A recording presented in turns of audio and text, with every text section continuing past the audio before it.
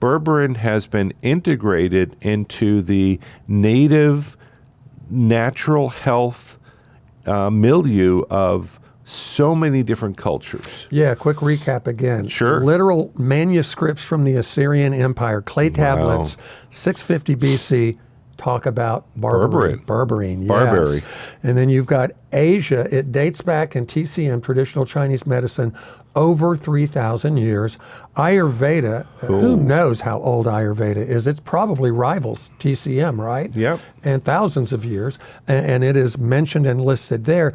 But common uses, listen to this: indigestion, hemorrhoids, healing of wounds, mouth infections, ear infections, eye infections, treatment of uterine and vaginal disorders among native populations, as an obesity reducer, an antidote for the treatment of scorpion and certain snake bites. Wild and bizarre. Antibacterial, antiviral, antifungal. It's been indicated in clinical research in cardiovascular health, metabolic health, kidney health, liver health. I could go on and on and on.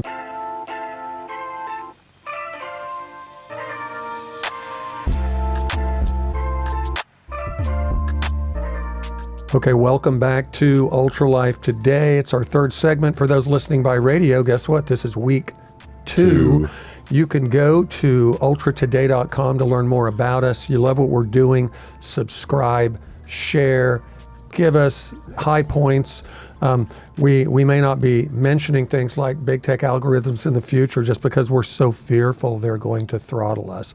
Anyway, it's a joke. Well, and if you'd like to get all the previous stuff, because we're getting into week two YouTube here, channel, go right? back to the previous episode, listen up, and get yourself up to date. Yeah. We've gone through a lot of information about berberine up to this Adam, point. okay, I'm going to throw out some headlines from clinical research articles, Adam Payne. I want to see how you react. I hope the camera is like getting all your expressions here.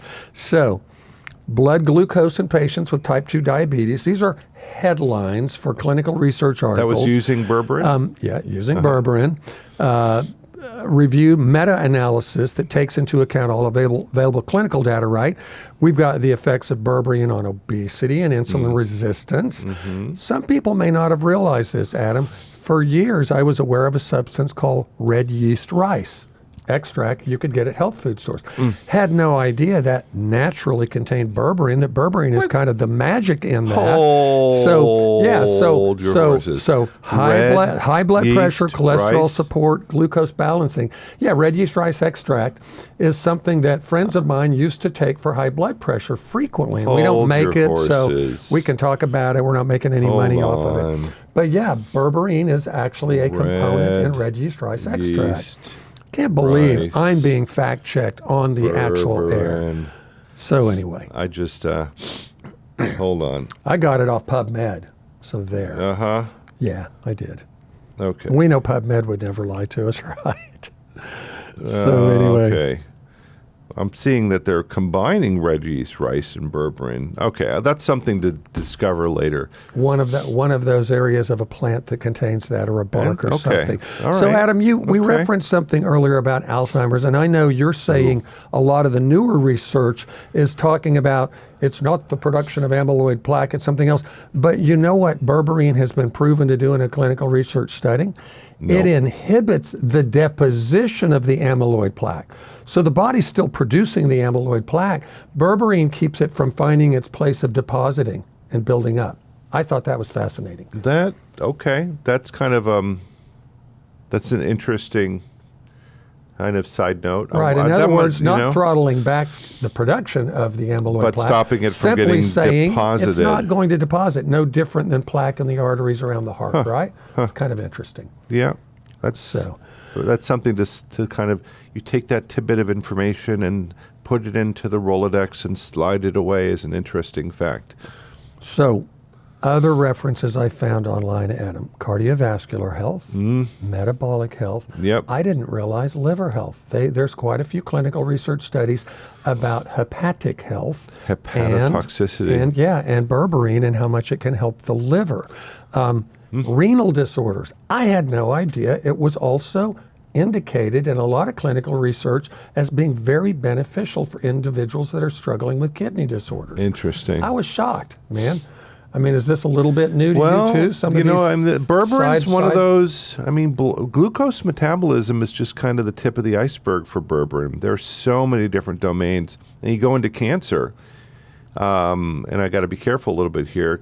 Berberine has multiple clinical studies about how it directly affects the life cycle of different cancer cells in different settings. And what are they saying is actually the mechanism of action that is causing it to disrupt the life cycle of a cancer cell? I'm curious. You know, there's so many different theories. One popular one, I mean, there's so many different theories, Okay. Josh. And actually, because we have a product that has berberine in it in our onco-adjunct products, we can't comment on it. Sure. We can't Sure. talk about it. But you can do your own Yeah, research. do your There's own a lot. research. Go Yeah. to pubmed.gov. If you're not familiar with this website, Adam is the one that really baptized me into it 9 years ago. PubMed.gov. It's basically the world's repository, our United States government's repository It's the for global. all things clinical research. Yeah, it's global. And you can find, so go to the search bar and type in something like berberine and cancer. Do your own research, find out what berberine may do to affect these cellular pathways that are disrupting the life cycle of cancer cells. There are a lot of them. There are a lot of them. Now, It's not just glucose. Glucose is just one part. barely scratching the berberine is a surface, huh? pleiotropic compound. And what I mean by pleiotropic, I love that word. It attaches to and affects multiple different things in the cell. Just like curcumin. Curcumin is extremely pleiotropic. It attaches to all sorts of stuff. Yeah, that's, and I say this with such, Confidence? well, it's not confidence as much as being around natural health as much as I have, and me constantly busting my own myths that I believed over the years as more research comes out. But Adam, to me, why I fell in love with curcumin and the idea of curcumin from all the research on PubMed was exactly what you said. Its broad application almost anywhere in the body due to its ability to mitigate the inflammatory response in the body. But then what really blew me away, I call it this. I humbly say to people, if there is a magic bullet in the plant kingdom, it's curcumin. If you can get it into the bloodstream. But now I'm beginning to have similar love affair with berberine. I think it's amazing. I really want to dial a friend here on berberine for us for a second here. Let's see if we can just completely. You didn't text Keith, did you? I'm Tell about him? to. Okay, text him and see Go if ahead. he'll be willing so we're to. taking a little bit of a departure here. Taking a Thomas. departure here. So anyway, and I will. So I want to mention again, and this is the thing. A lot of you have heard so much over the years. Many of you have bought supplements that are curcumin, that are quercetin, that are berberine, one of the new hot ones for anti-aging, fisetin. Many of you have standardly drunk high amounts of green tea, and of course the concentrated version of that is EGCG green tea extract. Well, that's one of the standardized catechins extract. that's in there, Yeah. right? One of the bioactive plant compounds. Yeah, and so you've got all these different things, but we want to remind you these substances that I just mentioned are very, very difficult to absorb by the body, even though some of them fall into a flavanol category, they fall into a polyphenolic category. Well, they fall flavanol, into most isoquinoline. flavanols are polyphenols. So it just, Are they really? Yeah. Okay. So they would be categorized in the Yep, same yep, family. yep. Okay, good to know. Thank you for that correction Yeah. in front of millions of people. No, I'm kidding. Anyway. You should be corrected. No, I appreciate that. So anyway, we do want to remind you that a unique technology has been employed through our company, a biotech company, Ultra Botanica, to apply that to these different plant bioactives that up to this point in time have been very, very difficult to absorb. There's a host of different technologies out there, some very elegant, but in my humble opinion and based on a lot of feedback we get from hundreds of doctors, Adam, that use our basic curcumin products still, our Pro, our other products, they have never seen anything affect their patient populations in such a positive way. Oh. They feel like it is such a greater bang for the buck because you've unlocked this world of possibilities around these plant bioactives, and you've now made it We to have where so many physicians that hits the road. are using our basic technologies to all across the world. to change the lives of their patients. Yeah, it's very, very cool. So you did not reach our friend Keith Bishop. I did. It's delivered but not received yet. He hasn't he's read it. probably- So, he's maybe a little probably bit in a later. consult. He's probably eating lunch. In a consult, I And then he's bet. going to have some Berberine. By the way, something you did miss out on the Keith interview, or actually I found out afterwards, is that I was jokingly referring to him, but not so, as a cowboy.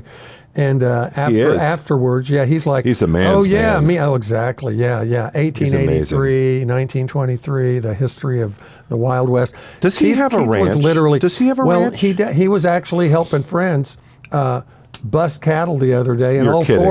all four of them that were doing that with their horses, herding cattle, ended up all taking a beating and falling off their horses. And did they take UltraCür? Adam, I mean, he does. We know Keith does. He's got does. story after story about that. Right. Riding the range out in Colorado in what we would call extreme conditions, where your horse takes one misstep and you have you're just lost falling your off life. Yeah, and he forgot his UltraCür on one of those long trips. Oh, he did? And literally, he says, and he said it on air before, he goes, I paid the price that day. I had forgotten what this was doing for me because the next day I was just brutalized. And so it was back to the pro version of UltraCür. So, it was quite Wow, there's cool. nothing like those life lessons to kind of remind us of how important different things. Like, for example, I will not take any overnight trip without my Endolyft. Well, I know something you do every single week. On Thursday nights, you and a group of people from around Oklahoma City gather to worship, and you've got this beautiful Guild 12-string guitar that I'm very jealous you have, and I love playing it anytime I have an opportunity. It is a beautiful guitar. And you have I have arthritis in my left hand. Difficulty with arthritis in your left hand, and you literally use it much like an individual would take ibuprofen or aspirin because it's so fast acting. Right? I have to take UltraCür when I start playing, and usually I remember, like, I'm picking up the guitar, and usually it's like the first chord, and I'm like, this isn't fun. Yeah, I remember. It's hurting. I remember, because within 5-10 minutes, if I don't take UltraCür, my hand will lock up. Wow. I won't be able to play for more than like 10-15 minutes. So if I have to take UltraCür when I start playing. Otherwise, I won't be able to play for more than 10 minutes, 15 minutes at most. Yeah, I so love the fact I was on the phone with a health practitioner this morning, Adam in Florida, that's now going to be introducing our product. And it was so interesting to hear this person, because they knew that curcumin and quercetin were good for them, they've used them for years now. And yet what they said, their own personal experience, has been so hit or miss. So when they found out about us recently and reached out to me, they were just like, I really am eager to see if what this it really is can do. If this is curcumin 2.0, if this really is something that is a different classification of the Boy, what a night application. and day experience, honestly. Yeah, it is. But it's the same thing for Berberine. Berberine has an incredibly powerful benefit to the human body. And if you can get it in the body, it does wonders for our glucose metabolism and all sorts of other things. So I have to ask, I'm going to do it in a voice you will recognize too. Mr. Producer, how much time do we have left in this segment? 12:46. Oh, we got 2 minutes and... Oh wait, 2 minutes and. 2 minutes, 12:26 you mean? Yep. All Okay, right, yeah, perfect. all So we right. got a little time to We got a wind little bit down of on time. this. And I don't know if we're going to be able So to pull another we have segment on Berberine. Yeah, we are, because we Okay.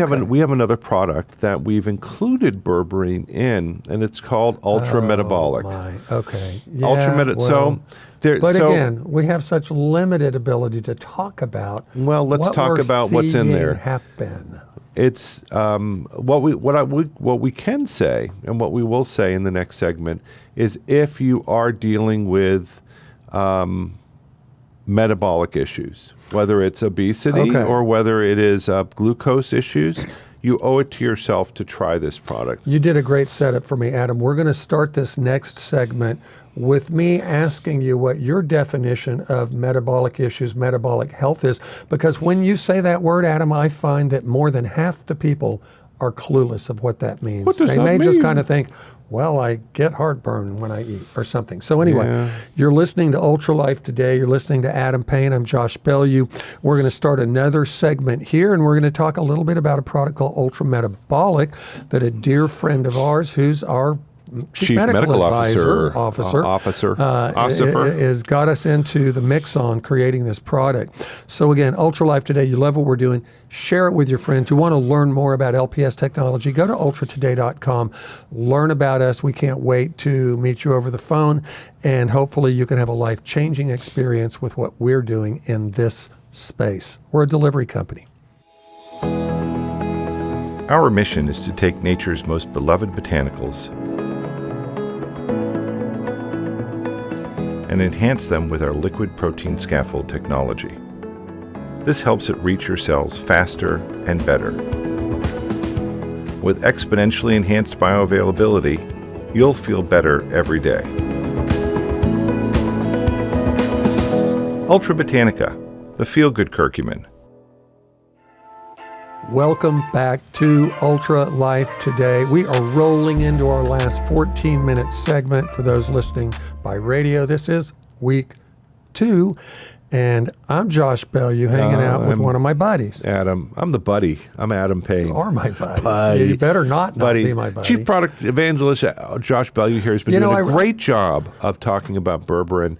He's been educating me a lot about some of the background on this stuff. It really has quite a history, doesn't it? Let's recap a little bit. So one of the things that really got my attention, Adam, is God has made berberine so widely available across the globe to native cultures, indigenous cultures, in various plants, various barks, it's amazing. Just to make it clear, berberine is a molecule that hundreds of different species of plants across the world actually manufacture. Between 450 and 500. Wow. Is that and crazy? It's been, and in many cases, because of its activity, berberine has been integrated into the native natural health milieu of so many different cultures. Yeah, quick recap again. Sure. Literal manuscripts from the Assyrian Empire, clay tablets, 650 BC, talk about Berberine, yes. Barberry. And then you've got Asia. It dates back in TCM, traditional Chinese medicine, over 3,000 years. Ayurveda, who knows how old Ayurveda is? It's probably rivals TCM, right? Yep. And thousands of years. And it is mentioned and listed there. But common uses, listen to this: indigestion, hemorrhoids, healing of wounds, mouth infections, ear infections, eye infections, treatment of uterine and vaginal disorders among native populations, as an obesity reducer, an antidote for the treatment of scorpion and certain snake bites. Wild and bizarre. Antibacterial, antiviral, antifungal. It's been indicated in clinical research in cardiovascular health, metabolic health, kidney health, liver health. I could go on and on and on. But Adam, you mentioned in our last segment, so this is the setup, what in the world is metabolic health? Why should we be concerned with metabolic health? And why are Americans plagued? Our good friend Kyle Drew read the most recent clinical research study about metabolic health, and guess what? 88% of people in the United States have very epidemic, compromised metabolic health. They only said 12% fit in that zone of having somewhat healthy metabolic health in the States. What's metabolic health? Well, metabolic health encompasses quite a wide bucket of different processes that going on in the human body. Ultimately, it's about our metabolism. How well are we able to take in energy and then utilize that energy efficiently in order to provide our bodies with the necessary building blocks of energy and protein and the building blocks that actually allow us to regenerate, restore, and recover our tissues as we move and exercise or not exercise. So metabolic health encompasses a whole wide range of processes, not just sugar and how we process sugar in the body, but carbohydrates and proteins and fats and lipids. Everything comes together in metabolic. From micronutrients, macronutrients, essential fatty acids, enzymes, nutrients, everything. All of it. And so the way, if a metabolically healthy individual is somebody who is not overweight, our BMI is actually within a range that's considered to be healthy. Body mass index, right? And this is measuring everything from muscle to fat ratio. Fat ratio. Like it also is looking at your cardiovascular health. The metabolic health is a catch-all looking at our overall ability to function on a daily basis. We want to have a balance about how many calories we are storing as to how many calories we are utilizing on a daily basis so that our energy can be at a good level. If we find ourselves during the day running out of energy, that means maybe our metabolic health is not where it should be. Okay. If we find that we are accumulating, getting more and more obese, that is also an indication of a bad metabolic health. If we are way overweight, that is bad metabolic health. If we are too skinny, that is bad metabolic health. And couldn't there be a whole host of other things that could find their root in metabolic health? I mean, an individual, you mentioned, getting tired after a meal, people having brain fog, all these things could be an indicator, right? So metabolic health, getting back to that, is so important to our overall ability to function. As we get older, our metabolism changes over time just because we're aging and our cells change. We have more and more senescent cells in our body. Right. Our joints Those can wear zombie cells out. that hang out and cause problems. Yes. Should be cleared by the body or should be repaired by the body, but they're sitting there creating a cytokine storm in the body, right? So I want to give an example that probably a lot of us take for granted but don't think about. But Adam, if I was eating a piece of organic fruit right now, people don't realize, but here's a good example of where you've been going. The moment that touches my tongue, there's enzymes within my mouth that begin to interact with that start food. To break it down. That start to break it down and process it to make it available to the body so that the body can get the good things out of it and then create all these unique metabolic processes in the body. But it goes down into the stomach, and then what happens again? It gets bombarded with other enzymes as well as things like hydrochloric acid. All these different enzymes. All these things. Sorry, I'm going to get Keith on here. You're going to get him on? Okay. Yeah, hold on. All right. We dial a friend. Yeah. So for those of you that do not know who Keith Bishop is, we've interviewed him a number of times on Ultra Life Today. Keith Bishop is a dear friend. He's from Oklahoma City. You can reach out to him actually through a website called prevailovercancer.com. Has a whole host of excellent information on it. And I think he's about to join us because Keith is one of those guys that over the years, he's a retired pharmacist, but he's taken a real deep dive into the study of Alzheimer's disease. He's taken a deep dive into dementia, a deep dive into cancer, and he does do a lot of private consultations. And you can reach him through a website for metabolic health called flourishrx.com, but then you can also contact Keith through his awesome website called Prevail Over Cancer. Hey, Keith. How are you? Yes. I'm doing good, thank you. Keith, I'm here. This is 2 times in 1 week. We have got to stop meeting like this. We're talking about, so Josh and I are doing an interview on the air here, and we're starting to talk about berberine, and we started to get into berberine and Alzheimer's, calling it type 3 diabetes. And you know what? I had to pull out my Dial a Friend card because you know so much more about Alzheimer's, and you know a lot about berberine. Can you please comment for our listeners here? What is the connection between berberine and Alzheimer's, and is there a connection, and what can people do about this? Well, there's not only the impact of, first of all, blood glucose damages the blood vessels. If glucose and or insulin are elevated, which is, we typically think of diabetes type 2 or adult onset diabetes. We also now, it's called, Alzheimer's is called diabetes type 3. What happens is that the insulin and glucose damage the blood vessels. When the blood vessels are damaged, now circulation is decreased. Oh. So that's going to impact whatever part of the body. And so, if the little tiny blood vessels like capillaries in the brain, if those get damaged and blocked, now all the little cells, neurons, brain cells, memory along those capillaries start dying out. And so, that can affect other parts of the body too. It could be the heart, kidneys, and neuropathies. All of those are still also related to elevated blood glucose. I didn't make the connection, but neuropathies also being connected to poor circulation. And at its essence, you're talking about nutrient transport and oxygen transport by our blood. Wow. Okay. Exactly. So we've got to get those blood vessels opened up.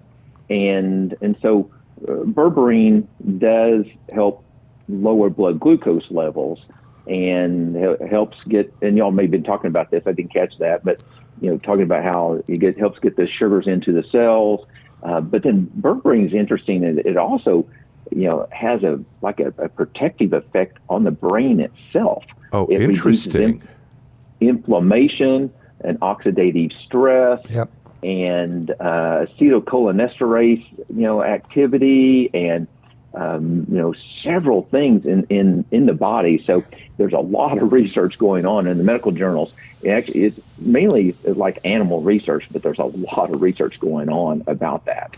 Keith, I'm going to throw out a word, and if you don't know it, but I have a feeling you do, I've been waiting for someone, Adam may even know this, neurofibrillary tangles. Ooh. I was reading a clinical research article that, Adam was talking about how they're kind of wondering about this whole idea of the production of amyloid plaque as it relates to Alzheimer's. But I read a clinical research article actually just this morning that was talking about berberine restraining the deposit of that amyloid plaque. And then it threw in a word, neurofibrillary tangles. Do you know what that is and how that's associated with Alzheimer's and how that may play a role with berberine? Yeah. So it's kind of a tangles. I kind of think of a web. The brain often, they'll try to draw a picture of a neuron has many tentacles or neurons that go out away from that one main cell, and they all kind of intermingle, and they're close proximity to each other, and so there's a chemical, mineral, electrical, conduction and communication between these nerve cells through these neuron, extensions. Yeah. Well, if there's a lot of inflammation going on, neuroinflammation, now we get some swelling and they start physically, there could be even a physical. So that's why it would be called a tangle, because potentially swelling could cause these to get in too close proximity to one another. That's it's interesting. a part of the issue. Yes, definitely. And then in that even, and we just don't think of it, there's these little tiny capillaries that are supposed to be providing nutrients, oxygen and nutrients and blood supply. And even then there's the detoxification of, sleeping, at night, we're supposed to be, even a new article I read this weekend was about regular sleep patterns is important. Right. And so irregular sleep patterns is associated with Alzheimer's. And I don't know if it's because of the Alzheimer's or what, but we have to have that sleep, and even sleeping on maybe the left side, maybe a tiny bit better than on the right side, but it's better than sleeping on your back of your stomach, helps the brain to detox at night. Interesting. So, but it's, it's oxidation, inflammation, these tangles, atherosclerosis. But that's really where I think the berberine is combination. It is an anti-inflammatory. It does have some improvement in blood circulation effects, and and then blood sugar control. So it's a multi-factor type thing. So overall, your grade of your assessment of berberine and brain health and overall metabolic health is 2 thumbs up or 1 thumb up, Keith? Oh, yeah. Do I have 10 thumbs? 10 thumbs. So it's become, and Keith, in my interactions with you over the last year, I could tell it's become kind of a staple for you, a foundational tool in your toolbox for individuals dealing with or desiring to keep their brain healthy. You have been listening in this segment, and we're winding it down now. Keith, we can't thank you enough. Yeah, thank you so much. Do you want to get a hold joining. of Keith? Metabolic health issues, flourishRx.com, the word flourishRx.com, or Prevail Over Cancer. Keith, thanks for taking time out of your busy schedule to let Adam Payne sneak attack you today in the middle of our broadcast. And thanks so much. We'll talk to you soon, okay, Keith? Thanks, Keith. Yeah, take care. You're welcome. So real quick, Adam, we only have a moment. So we did want to do a setup. There was an evolution of a product that came to us because Dr. Brian Frank, our chief medical officer, was using a product that was out there. It was creating sensations for him among his individuals that are dealing with insulin resistant, A1C issues, elevated glucose, struggles like that. Across and then the board. They changed the formula, as I've seen happen so many times in the nutraceutical world. It wasn't working, and he basically, as you say, pretty much came and exhibited some pressure to say, you guys have to recreate this. Real quickly, before we end this, recap the components in this unique product, UltraMetabolic. And before you do, I have to say this. We can't say what this product has done, Adam, but here's one thing I can say. I have never in my entire life of supplements, all supplements, seen a supplement that has such a profound impact on individuals that are struggling as this one. It's true. It has been life-changing for friends of mine. If you or you know somebody are dealing with metabolic issues, you owe it to them and to yourself to get yourself a bottle of UltraMetabolic. It will change their lives for the better. So the components. Components. It's Ayurvedic compounds. It's stuff from Ayurvedic medicine that, honestly, Josh, we knew very little about. Oh, I know. And so we did a deep dive into the ingredients, and they're all pretty interesting ingredients. None of them I could directly say I could understand how it was affecting the metabolism of the body. But we decided to improve the formula by adding in 2 ingredients that both use our LPS technology. And have a whopping history in Ayurvedic medicine themselves. They do. But LPS berberine is in there, and LPS curcumin, both of which impact glucose metabolism in 2 different ways. We added those in significant amounts. Now, not only are people getting the Ayurvedic benefits, they're getting the berberine benefits, they're getting the curcumin benefits.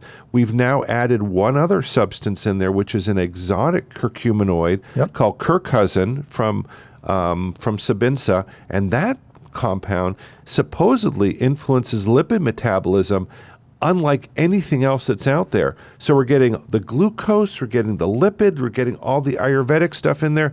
This is a super powerful formula. You owe it to yourself to try. So you heard it from Adam Payne, UltraMetabolic. It actually came from a need that one of our doctor friends, Chief Medical Officer for Ultra Botanica, had, Dr. Brian Frank. This is Ultra Life Today. Hey, you love what we're doing, share, look us up wherever you find podcasts that you like. Go to ultratoday.com, learn more about us. We will see you again next time. I'm Josh Bellieu. Adam Payne here. Thanks for joining us. Ultra Life Today.